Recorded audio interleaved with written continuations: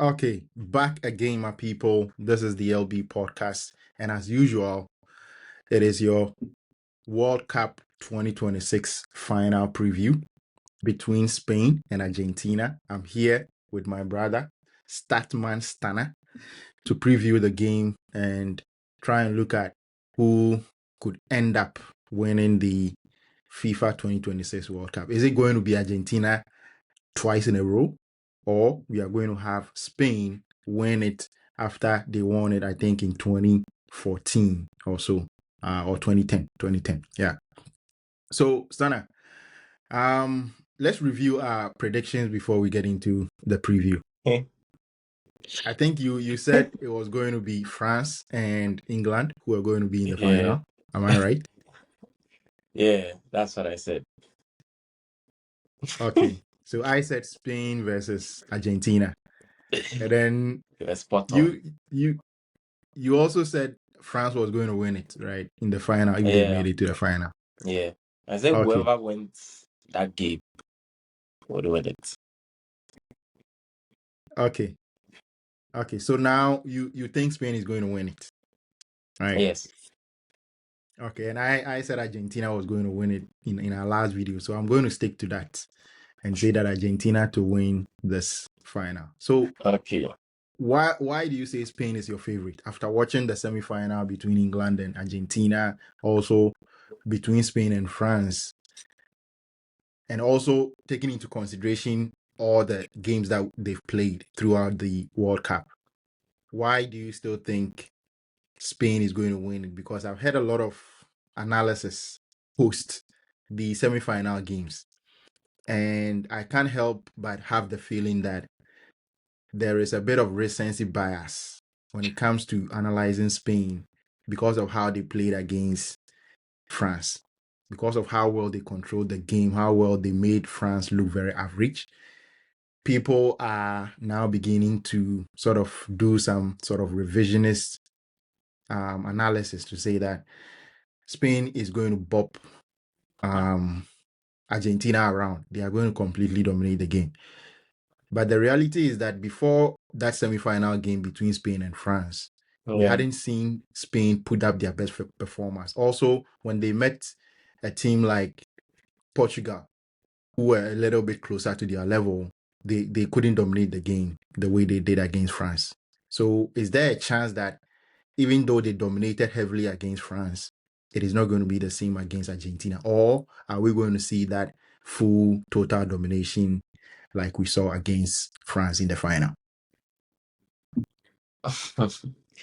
um, just after the prediction that I made, later on, I don't know if you watched the preview or the preview we did on Pro, but when we were doing the preview on Pro, I actually said Argentina was going to qualify ahead of England, and I stick with the France one. But in saying that Spain is going to win it, and the question that you're asking, will they have that sort of control? Will they be as dominant as they were against France? I would say no. I would say no, because Argentina, even though their midfield, they have an aging midfield and whatnot, Argentina are still a more experienced side. And you see, for the France game, France couldn't even get the ball back. France just had to sit and wait for Spain to make a mistake before the ball gets back to them. But Argentina have ball winners. They can win the ball back. They can actually win the ball back and actually try to play. And Argentina actually, from the start of the World Cup, you would notice that they really like slow build up. They like to hold on to the ball as much as we see them doing comebacks, and most of their comebacks, they're having to come from behind. Teams are sitting deep in a low block. They're having to break them down. They do have a lot of possession as well, just as Spain, just that they do it in a bit of a different way. Because mostly when it gets to the back end of their game, especially the knockout, teams try to sit back, and that is why they have majority of the possession. So maybe you'd come to the conclusion that it is because teams are always trying to defend against them. That is why they have much of the possession, but they are a very dominant possession side even before the start of the tournament. It is I would say Leonel Scaloni's um, print on the team. They are a very high possession team as well. They do it a bit different from how Spain does. So I think in phases of the game, Argentina will also have the ball. They will have the ball. They will try to also play. They are very, very slow build up that I've seen them do. They'll try to do that as always. So Argentina will have the ball. I just feel the momentum that Spain has built over the course of the campaign so far, the group stage games, they started to build momentum slowly, how well they control games.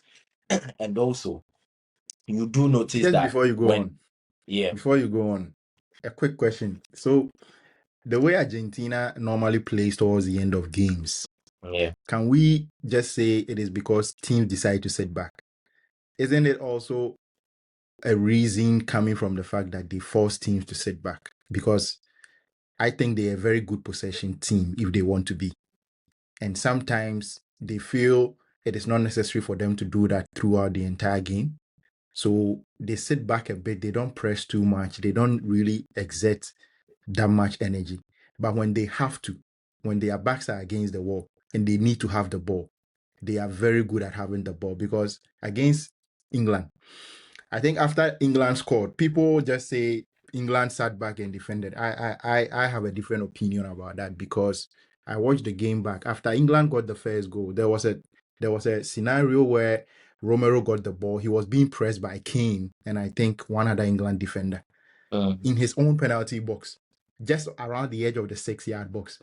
And the way he rolled the ball from his right foot to his left foot and passed the ball through those two defenders with a thin space between them shows you that those guys are confident. If they want to keep the ball, you are not getting it.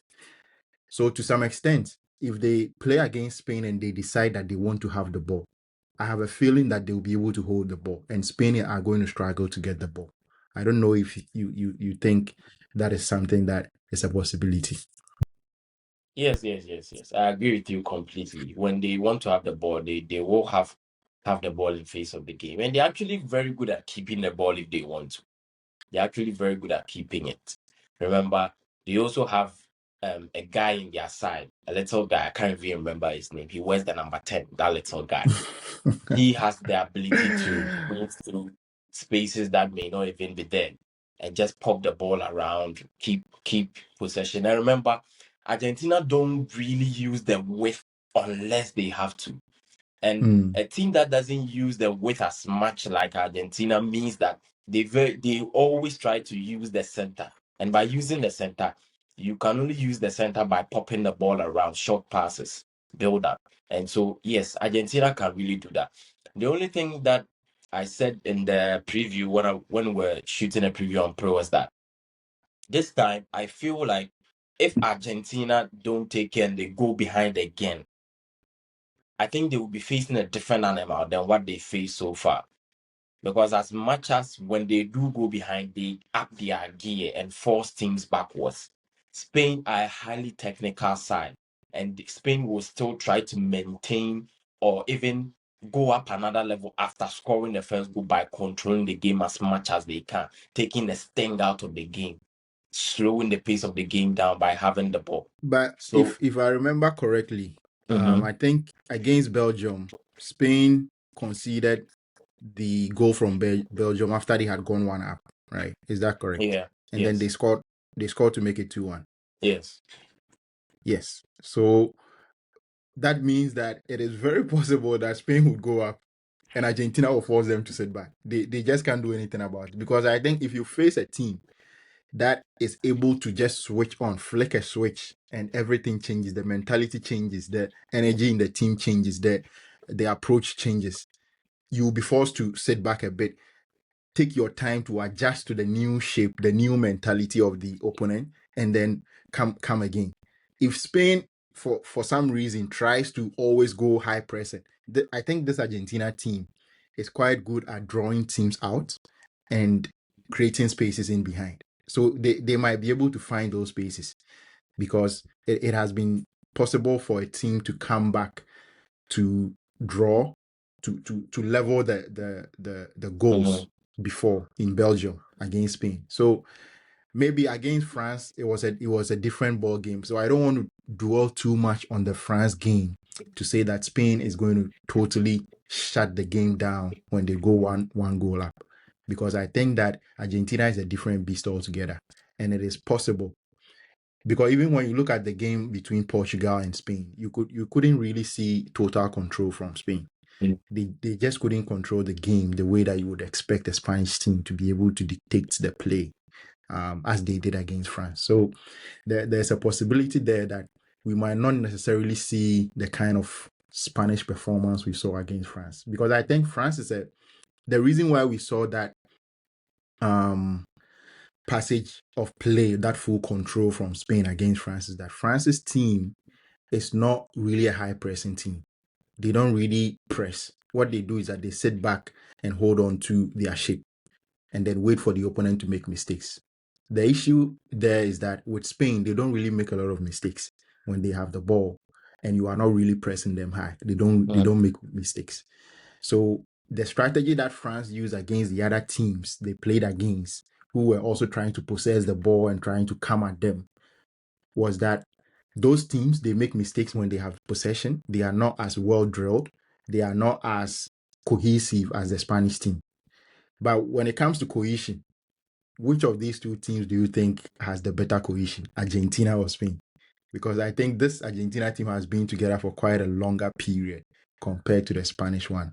I may be wrong. Correct me if I'm wrong.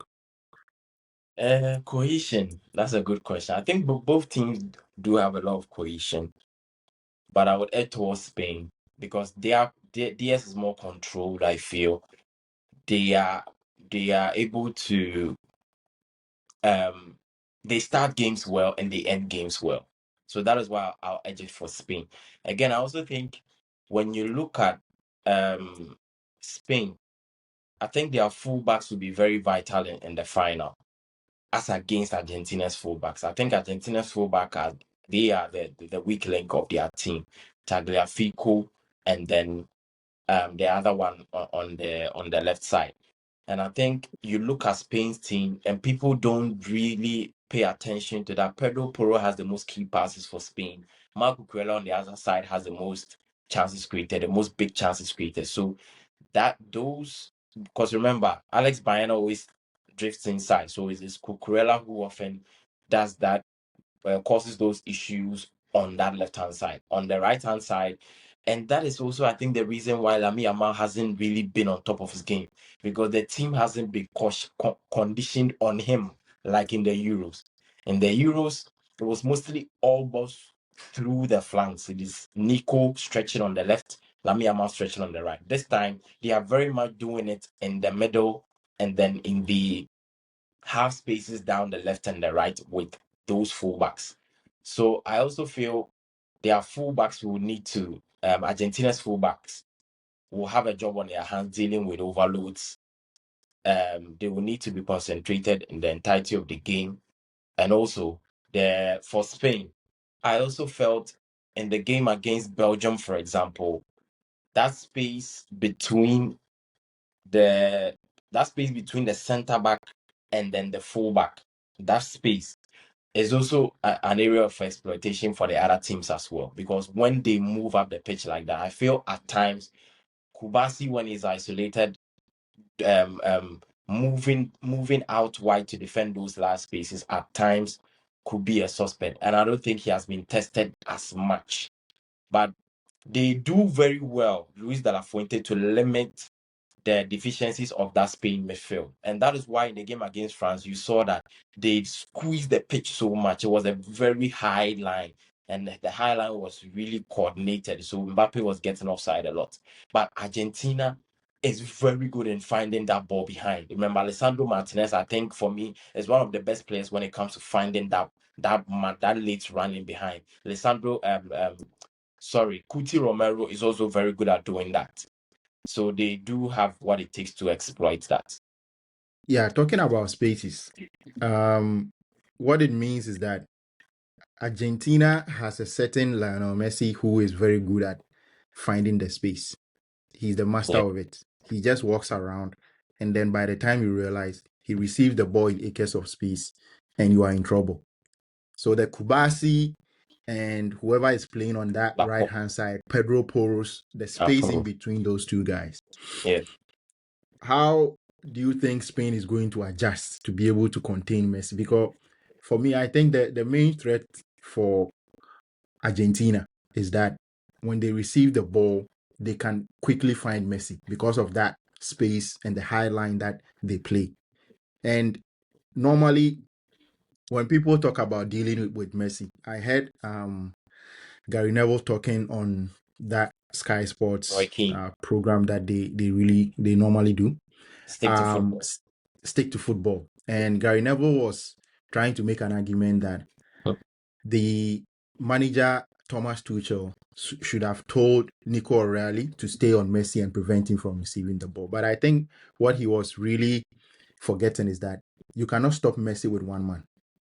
You need two guys at the very least. If you want to really put the brakes on Messi, one player cannot do it. No player on this earth can single-handedly handle Messi for not even for 20 minutes, let alone the whole 90 minutes. So Spain would have to find a way to put two men on him or to find a way to block the spaces around him.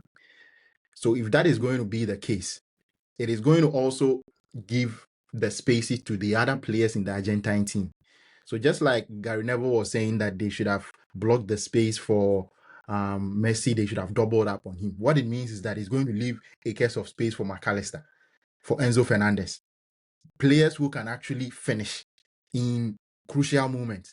Lautaro Martinez, what's the Atletico Madrid guy? Alvarez. These are players. They just don't score goals. They score crucial goals. They are known for scoring crucial goals when the game is very, very tight. So if you double up on Messi, no problem. What about the other guys? So that is where I think the issue is going to be for this Spain team as well.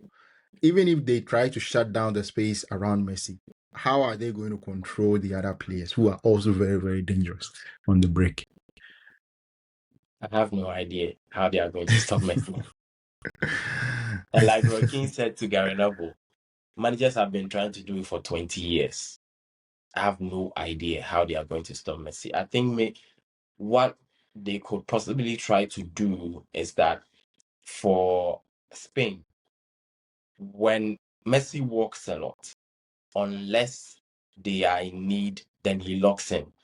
And that is where, so in the first half against England, he very rarely drifted out wide to the touchline like that. He only started to do it at the final 10, 15, 20 minutes. Then, because that is, you can't just stay on Messi that wide like that. It will stretch you too much. So you just have to leave him there. When the ball goes to him, then you go and make sure you put the brakes on him. What they may have to do is to stop passes going out wide to him when he does drift there. They have to limit the amount of balls that Messi receives. That is probably their best chance. I don't putting two men on him at a time will work, but like you said, it also gives a lot of space for the other players to do it because that is what created that first goal for Enzo Fernandez. Elliot Anderson was shadow marking Enzo Fernandez, but immediately he realized he had left Jess Spence to deal with a 1v1. Okay, quickly, let me go and help Jess Spence defend the 1v1. And that was where the game turned. Should have trusted Jess Spence to deal with a 1v1. We could have still failed anyway, but he should have probably Exactly. done that. But looking back at it in hindsight, it is logical. It is Messi. Let me go and help him defend the 2v1. He leaves the free man. Messi, as smart as he is, realizes that he's 39. He can't go around Jess Spence with the best of speed. He doesn't have it anymore. He could probably tried against Jude Bellingham, didn't work. So he slips Enzo Fernandez and then they find him. So they need to limit the thinking time that Messi will have as well. When he's on the ball, get close to him. You might probably fail, but there should be people in and around the vicinity. If he dribbles one, the other one is right there to win the ball Yeah. back or to make a Yeah. tackle. Whatever they have to do to stop him playing. They don't need to give him the opportunity he does. He very rarely raises his head to locate the pass anyway, but They have to find a I way. They have to find a I way also because they think will that find him, especially if they are down. yeah, I also think that one way Argentina might try to nullify Spain is to go the Cape Verde way. And the Cape Verde way would be just sitting, allow them to have the ball in on dangerous areas where Mm. they can't really hurt you. And then when you win the ball deep, you have Messi already walking up there. He's not going to track back. We know he doesn't do that. He's going to be up there. So just win the ball, give the ball to him. Cape Verde were able to create a lot of counter-attacking opportunities, but because of the lack of quality, they couldn't take it. So with Messi, if he's up there on his own and you win the ball, give it to him, he can hold onto the ball, wait for his teammates to arrive, and then Yeah. give the crucial pass. And that, I think, is one way of killing this Spanish team. But before we end the video, quickly, compared to last 4 years, 2022 final, where we had a 3-3 final, a blockbuster game, do you think we are going to have such a similar game this time? Uh, I don't know. I have no idea. I mean, the 3-3 tagged by many people as probably the best final to ever have been played in football. So I don't see it happening twice on a bounce like that. I don't see it happening twice on a bounce like that. And for the fact that I'm tipping Spain to win it, I think if Spain are winning it, they will win it in a controlled way. I'll see a 1-0, I'll see a 2-1. That's probably what I'm looking at. But just a quick one on the point that you raised. I don't also think if Spain sit back, they would be able to contain Argentina. I don't think Spain are the best team sitting behind the ball, and that is why they very rarely allow teams to come onto them. That is why they always try to control the games by having much of the ball. I don't think they are the best team when they will sit behind the ball. And also, Yeah, who is yeah, running in behind when they get the ball? Yazabal wants to drop. Baena is no. dropping. It's only probably Lami Yamal. And I don't think Lami Yamal is quick, but he's not really a sprinter, like Even Lamine he's Yamal not a isn't road runner. really the kind of player who likes to Yeah. receive the ball in He's not behind. really a He road always runner. wants So to receive it to feet. So yeah. But yeah. what about what would you say would be the ideal situation, how the game would end? Would it be a goal Okay, yeah, scoring one, a boring game? What are you thinking? yeah. In terms of how this game is going to end, um, I don't know. I have a feeling it's not going to end in a draw in regulation time. I think it's going to finish in regulation Okay. time, and one team is going to win it. And Of course, one team will win. for me, it's going to be Argentina. No, I mean Okay. it's not going to be a draw in Mm, regulation time. We are not going to have extra time and all that. I think it's going to finish in 90 minutes with Argentina slightly edging it by mm. two I goals to would one. love extra time though. Yeah, for I sure. would love I extra wouldn't time. mind extra time. I wouldn't mind extra time. Just that I just have a feeling that Argentina, with the way they are playing and everything, for me, um, the confidence I have in Argentina is not only about the skill and the quality they have. For me, I think it goes way beyond the quality. The mentality comes into it. History, it looks like history is going to repeat itself. When Yeah, the and you know what World I Cup actually comes thought to about a few minutes America, before we started the pod. You remember the final we played against Madrid in 2022 where Vinicius scored a winning goal? It is mm, identical to how Liverpool played in that competition, to how Spain are playing, and how Argentina yeah, played to how Real Madrid are playing. Real Madrid was doing comebacks in all their knockout games. They did a yeah, comeback against Chelsea, against Madrid, against City, and we were kind of cruising through. I think it was only Villarreal that we had mm, to come back from behind in the second leg, but it was very comfortable for us. And if we are yeah, going by that, yeah. then it means Argentina would probably take it. But I'll still root for Spain, though. Yeah, and I think that is one reason why I think Argentina is going to do it because they they just win.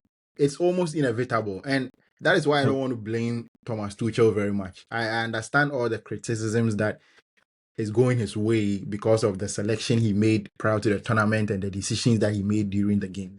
But I think this Argentina team, they almost seem inevitable. They almost look like no matter how hard you try, no matter how difficult you make it look for them, they just find a way. Because I was watching the game with my wife, and when England scored, And they started putting pressure on England. I said, no, this game is going to end with Argentina winning by 2-1. I just had a feeling that no, it was just so obvious that these guys are never going to back down. And lo and behold, It happened. that is what happened. So so your prediction, what will be your prediction? My prediction is 2-1 in favor of Argentina. How about you? I'll go the same 2-1 for Spain. For Spain. Okay, Yeah. so let's touch a little bit on the bronze medal final. Now, FIFA it's not calling it third place anymore. It is calling it the bronze medal final. So it Oh, is actually a final, wow. which is actually quite funny to hear. But between France and England, who are you going for? I think this one of the most useless games you'll find anywhere. Yeah, I think this is I this is agree. a money laundering game. It's a game that FIFA is using to steal money from the fans. Nobody needs this game. But anyway, it's been there for quite some time now, so it's not like this the first time. Who would Mm, win? I probably go France. I think the way England lost the game, I think England are lost. They're in shatters right now. So I think yeah. France will take this one.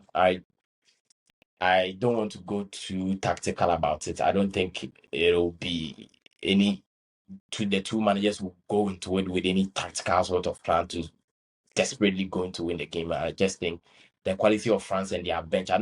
I probably think both teams will make changes, and I just feel Mm. France will still have a strong team even if they make changes. So France will probably edge it. What about you? Yeah, I think it's going to be a high scoring game. Normally, these third place games are quite pretty high scoring because both teams are pretty relaxed. It is not going to be cagey. Like you see semi-final games, final games, you see the first half is very cagey. Nobody wants to make a mistake. This Yeah, game it's not going to be like that.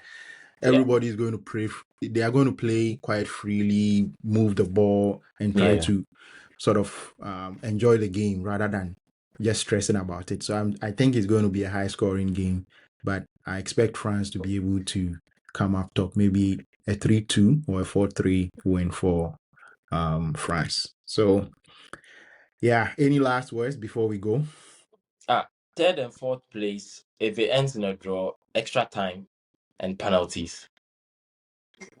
I don't know if there's extra time because that would be absolutely Because there crazy. needs to be a I don't third know if place there's going team. to be extra. So I know that there will have to be a winner at the end Yeah, of the day. there has to That's be a that, winner. that's for sure. So yeah, I know there will be penalties for sure if it ends in a draw in regulation time, but I don't know there will be an extra time period before the penalties. That one I don't know. So we'll see. Okay, so we'll end the pod here, guys. Don't forget to smash the like button and subscribe to both our channels, and also share the video if you can, hype it as well. We'll come back your way again after the final to review the World Cup and also the final game, and then we'll continue to bring you content on Liverpool as usual. Thank you very much for watching. See ya.